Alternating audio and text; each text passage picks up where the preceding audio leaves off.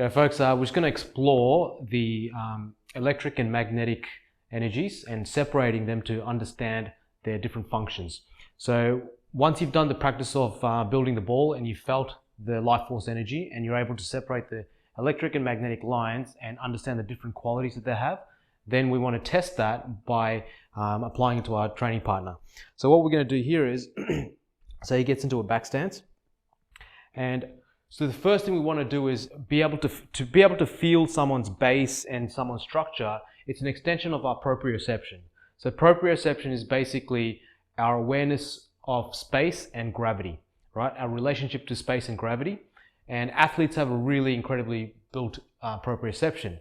So this is an extension of that. So I'm feeling his structure and where he's holding tension. And I want to track that all the way down to his base, right, to his feet, where the power is coming from.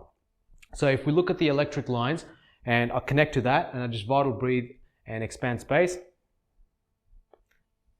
that starts repelling away. And then I vital breathe and I focus on the magnetic, that pulls him towards me, right? So now we want to look at the different aspect of when he puts force onto me, where he's compressing it down to my base. I feel that force and I want to convert it from my muscles tensing up to the elastic web. After I've done that, I want to feel where that force is coming from, feel that line, and then absorb it using the magnetic frequency. And you want to do this without any movement of the arm or indication. So as it comes in, right? So that's the magnetic. I'm absorbing the force into my fascia.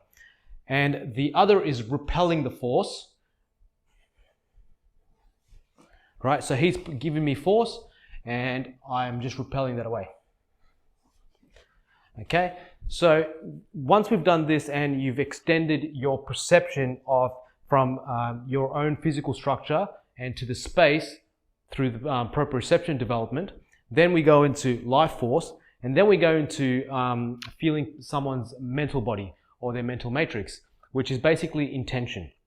So when he's putting force onto me, the origin of that force is actually his mind. His mind has to intend for him to apply the force. So if that's the origin and I can sense it, I can pull his mind or the intention, and it has a different feeling for him and for me. Again. And then I can do it a lot quicker as well, because his mind has to come first before he actually generates any physical force. So before he even comes, I feel his mind and I pull it. And then I do the same thing with the electric and repelling. So with this one, we test it by, so as he puts force and I start to repel his mind, he should not be able to sense my base or my structure. His mind can't touch it, right? And that's how we gauge if we're doing it properly or not, right? So if he's coming, and he should not be able to put his mind on my feet or in my space. I repel it straight away. So as he comes in, once we understand that phenomena, we don't need our hands. Our hands are a guiding tool and it helps us to feel a little bit more, but essentially we're doing this through the mind gate, right? So as he's coming in to put force onto my body, say you put your force on my body. So I don't need my hands anymore because I can still feel through here. And then we extend that, we keep going as he's coming in. Keep coming in.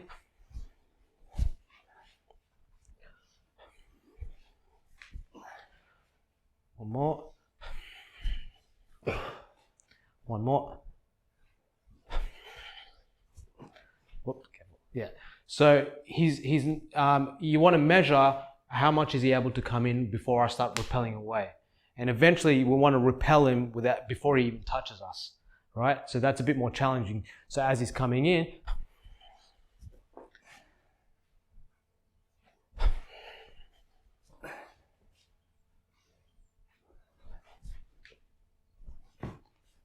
and then we change directions and just play with it, right? So there's different stages to this. So if we have a look, first is you're going from muscle contraction to fascia tension, which increases your proprioception, which basically you're able to sense space and gravity and build that relationship much better. And then we extend that into the feeling of life force by paying attention to the space around us and through the fascia. Through connecting the fascia, you're able to conduct the energy, which makes your mind being able to sense the life force. Then we go into feeling the life force field around our partner. And then we go into being able to sense their mind and their intention.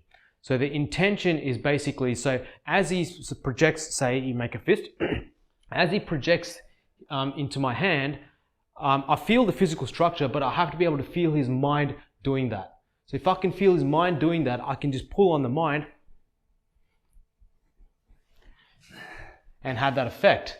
And then I'll be able to pull on the mind before he makes physical contact with me. Right? And I'm pulling on his mind. So I'm pulling the mind, which is pulling his body. So essentially, I'm not affecting his physical body, I'm affecting his mind. And his energetic body, that's affecting his physical body. Right? So that's a big distinction we need to make. I'm not using energy to move his body, I'm using my energy to move his balance, right? Which is affecting his body. That's how this phenomenon works. If I use pure energy to move the body, I need a huge volume of energy to be able to do that, and which makes it a lot more difficult. But to affect his mind or his balance is a lot easier. Okay? So explore this. There's different stages of awareness. Once you're able to sense these different stages, then it becomes a lot easier. And then you understand it actually doesn't take that much effort. It's quite simple, only if you're able to pay attention to these different layers. Okay? I hope that helps. I'll see you in the next video.